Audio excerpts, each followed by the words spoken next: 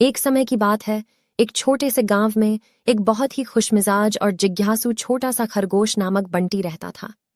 बंटी के बहुत सारे दोस्त थे और वह आस-पास की दुनिया के बारे में जानने के लिए उत्सुक था। उसकी जिज्ञासा और उनके असीम प्रश्नों के लिए उसे पहचाना जाता था। एक सुनहरे दिन बंटी ने गोलू भालू, मीना बंदर और चीकू गिलहरी जैसे अपने दोस्तों को एक बड़े पेड़ के पास इकट्ठा किया। वे सभी उत्साहित थे कि वह एक और रोचक कहानी सुनेंगे। बंटी मुस्कान देते हुए अपनी कहानी शुरू करता है। एक बार की बात है, एक सुंदर जंगल में एक बुद्धिमान बंदर नामक उल्लू रहता था। उल्लू सामान्य बंदर नहीं था। उसे उसकी ज्ञान और किसी भी समस्या को हल करने की क्षमता के लिए जाना जाता था। जंगल के सभी जानवर उससे सलाह और मार्गदर्शन के लिए आते थे। एक दिन जंगल के जानवरों को एक बड़ी समस्या का सामना करना पड़ा। सूखे के कारण नदी में पानी सूख रहा था, पौधे सूख रहे थे और जानवर प्यासा हो रहा था। सभी ने मदद के लिए उल्लू के पास जाने का निर्णय लिया। बंटी ने थोड़ी देर के लिए रुककर पूछा, तुम लोग सोचते हो जानवरों ने अगला क्या किया? गोलू भालू उत्सुकता से जवाब दिया, उन्होंने अवश्य उल्लू से मदद की मांग की होगी। बिल्कुल सही, बंटी खुशी के साथ उत्तर दिया। जानवरों ने उल्लू के पेड़ तक पहुंचकर अपनी स्थिति समझाई। उल्लू ध्यान से सुनता रहा और कुछ समय के लिए सोचता रहा।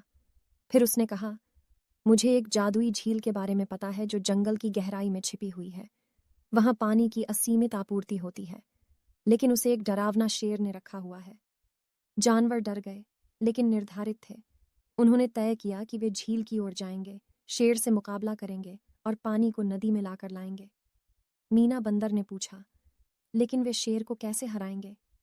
बंटी जवाब देते हुए कहता है, उल्लू ने जानवरों को सलाह दी, शेर को हराने के लिए तुम्हें मिलकर काम करना होगा और अपनी अद्वितीय क्षमताओं का उपयोग करना होगा। गोलू, अपनी ताकत के साथ तुम शेर को ध्यान दिला सकते हो। मीना, अपनी चुस्ती से तुम उसको चक्कर लगाकर उलझा सकती हो। चीकू, तुम्हारी तेजी से तुम शेर की पूंछ को पकड़ सकती हो।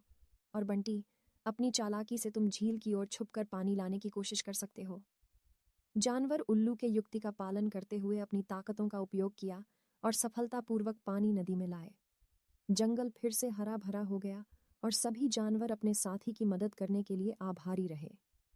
बंटी अपनी कहानी को समाप्त करते हुए कहता है, इसलिए मेरे प्यारे दोस्तों, कहानी का सीख यह है कि हम जब मिलकर काम करते हैं और अपनी अद्वितीय क्षमताओं का उपयोग करते हैं तो हम किसी भी चुनौती को पार कर सकते हैं।